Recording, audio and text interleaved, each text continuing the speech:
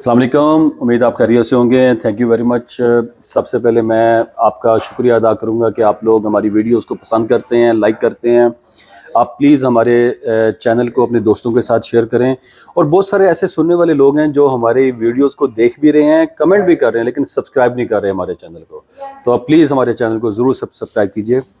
हमारी एक कनाडा की स्टूडेंट वीज़ा के हवाले से सीरीज़ चल रही है और उस सीरीज़ में बहुत सारे क्वेश्चन जब हमें आते हैं फिर एक नई वीडियो बनाने का मौका मिलता है। कुछ लोग लबीब साहब मेरे से ये क्वेश्चन करते हैं, हमारे चैनल पे करते हैं, आपसे भी करते होंगे ये क्वेश्चन कि हम स्टूडेंट वीज़ा अप्लाई करना चाहते हैं और हमारे पास इतनी ज़्यादा फीस नहीं है।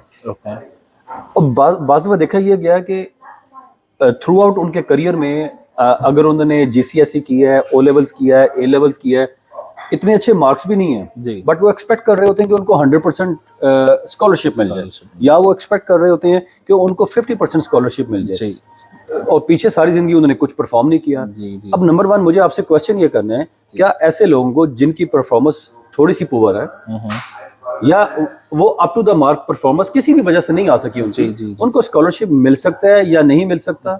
मिल सकता है तो कितना मिल सकता है, ये जरा बताइए प्लीज। अच्छा, थैंक यू सो मच इस सवाल के लिए रोहन साहब। आई थिंक ये डिस्कशन स्कॉलरशिप के हवाले से आई डोंट थिंक सो किसी ने अभी तक किया होगा। ओके, ये अच्छी चीज़ है, अवेयरनेस लोगों में, स्पेशली आपके व्यूअर्स को देने के लिए। स्कॉलरशिप्स जो है ये सोल डिस्क्रिशन होता है कॉलेज और यूनिवर्सिटी का। कभी कभार एक मेरिट के बेसिस पे स्टूडेंट चूज होता है, मतलब उसके टॉप यूनिवर्सिटी का वो टॉप नॉच का स्टूडेंट होता है, लेकिन उसको स्कॉलरशिप नहीं मिलती। ठीक है, तो ये कॉलेज टू कॉलेज डिफर करता है, अपनी उनकी भी इंटरनल पॉलिसीज होती है, कोटा होता है स्कॉलरशिप का। ठीक है, लेकिन हाँ, इसको अगर मैं जनरलाइज करके कहूँ तो जो स्कॉलरशिप मिलती है वो टॉप परफॉर्मर स्टूडेंट्स की होती हैं, जिसके लैंग्वेज में अच्छे स्कोर आए हैं, जिसके जो A लेवल्स हैं या फिर 10th 12th आप कह लें, A और O लेवल कह लें, उसमें वो एक स्कोर एटलीस्ट 85-90% के ऊपर अगर उनके पास जा रहे हैं, बिकॉज GPA उनका हाई है, तो वो ज़्यादा डिजर्व करते हैं स्कॉलरशिप का। अब इसमें कोई एक कट ऑफ नहीं है कि भाई इतना ही मिनिमम स्कॉलरशिप मिलेगा या इतनी मैक्सिमम मिलेगी। ये कॉलेज टू कॉलेज वेरी करता है, यूनिवर्सिटी टू यूनिवर्सिटी वेरी करता है, स्टूडेंट टू स्टूडेंट वेरी करता है। तो ये जब अप्लाई करेंगे तो स्कॉलरशिप का, और हमारे पास जब स्टूडेंट्स आते हैं, जब हम ऑप्शंस उनके लिए देते हैं प्लेट में रख करके, भाई ये आपके लिए सूटेबल ऑप्शन है, उसमें स्कॉलरशिप का भी होता है कि इतना स्कोप है आपको स्कॉलरशिप का, तो ये चीज़ हम पहले ही फिल्टर करके दे देते हैं स्टूडेंट को।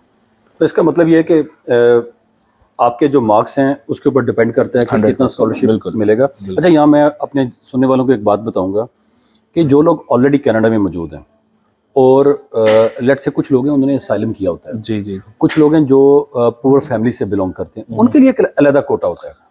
जैसे असाइलम सीकर्स हैं, उनका अलग कोटा है, उनको वो ये बिल्कुल नहीं चेक करते कि उनके पीछे मार्क्स कितने आए हैं, उनका कोटा ही अलग है। बिल्कुल। इसी तरह कुछ जो पुअर फैमिलीज हैं उनका कोटा ही अलग है। लेकिन आप जो बात कर रहे हैं specifically India, Pakistan, Bangladesh, middle east से जो लोग अप्लाई कर रहे हैं स्टूडेंट वीजा और वो चाहते हैं कि उनको स्कॉलरशिप मिल जाए, नंबर्स उनके कम आए हुए हैं और स्कॉलरशिप 100% चाहिए, जी नहीं, वो रिजर्वेशन अगर आप रख के चलेंगे तो फिर एडमिशन मिलना शायद नामुमकिन होगा। ओके, और ये जो कहा आपने बिल्कुल सही बात है। असाइलम जिन्होंने फाइल किया होता है, गरीब जो जेन्युइनली होते हैं, तो कनाडा अपने ह्यूमैनिटेरियन एफर्ट्स की वजह से जो है बहुत मशहूर है। तो ये चीज़ डेफिनेटली ऑफ कोर्स एक सेपरेट कोटा होता है उनके लिए। लेकिन ये जो ह्यूमैनिटेरियन बेसिस पे आपने बात की, एक below average, below the bottom जो लाइन होती है उससे नीचे जो लोग होते हैं, क्या वो आउटसाइड कनाडा से भी स्कॉलरशिप अप्लाई कर सकते हैं ऐसे लोग? बहुत मुश्किल होता है, ना के बराबर। इसका मतलब उनका इनसाइड कनाडा के अंदर होना जरूरी होता है। जो ऑलरेडी फैमिलीज चली गई हैं किसी और राउट से, वो लोग वो स्कॉलरशिप अप्लाई कर सकते हैं या वो एलिजिबल हो सकते हैं। बिल्कुल, आगे मिलना या ना मिलना वो उनकी बिल्कुल, क्योंकि वो बहुत लंबी क्यू होती है 100%, और उस क्यू के मुताबिक वो फिर सिलेक्ट करते हैं कि स्कॉलरशिप किसको मिलना है, किसको नहीं मिलना है। जी, ओके। अच्छा, अब यहाँ पे इसके साथ ही मैं इसी में ऐड करना चाहूँगा कि एक स्टूडेंट है, आप इस वक्त मिडिल ईस्ट में बैठे हुए हैं, आपके पास सारा मिडिल ईस्ट आपको अप्रोच करता है, आपको इंडिया से लोग अप्रोच करते हैं, पाकिस्तान, बांग्लादेश से।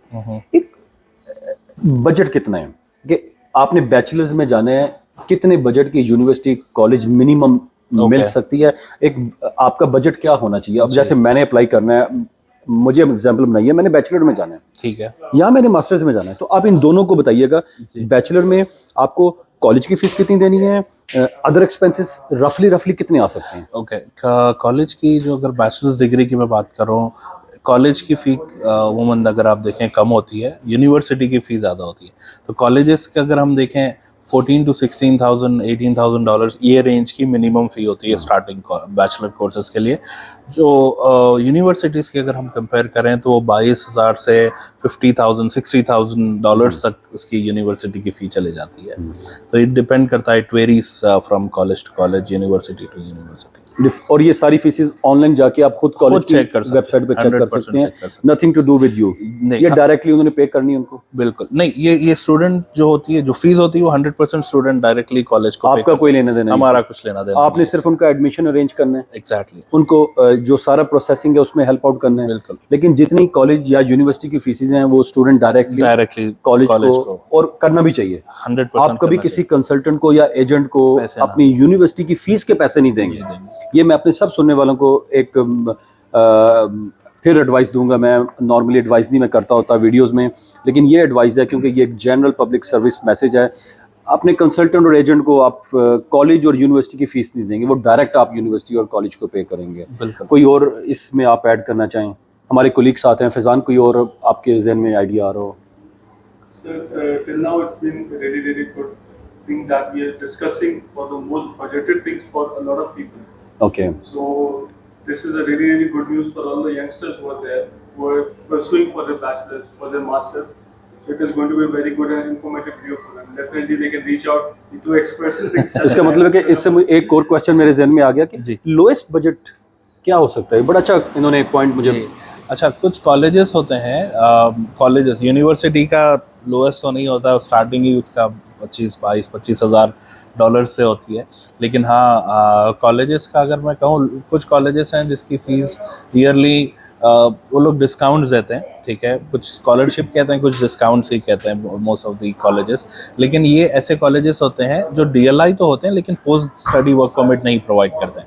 अच्छा, ये कॉलेजेस में आपके एडमिशन्स मिल जाएंगे। आई थिंक इनकी फ़ीस ईयरली आपकी 8 से 12 हज़ार डॉलर के बीच में होती है पूरे साल की। लेकिन इसमें जो वीज़ा के जो चांसेस होते हैं आपके, वो बहुत कम हो जाते हैं, क्योंकि कॉलेज अगर वो कोर्स बहुत ही हाईली रेलेवेंट है, आपके करियर एनहांसमेंट के लिए वो ज़रूरी है, तो आप जस्टिफाई कर सकते हो। लेकिन अमूमन हमने देखा है कि ऐसे कॉलेजेस में अक्सर रिफ्यूजल्स आता है, तो you students have to be very much careful about. हैरानगी की बात है कि अगर आपको कॉलेज ने एडमिशन दे दिया तो फिर एम्बेसी वीज़ा क्यों नहीं दे रही?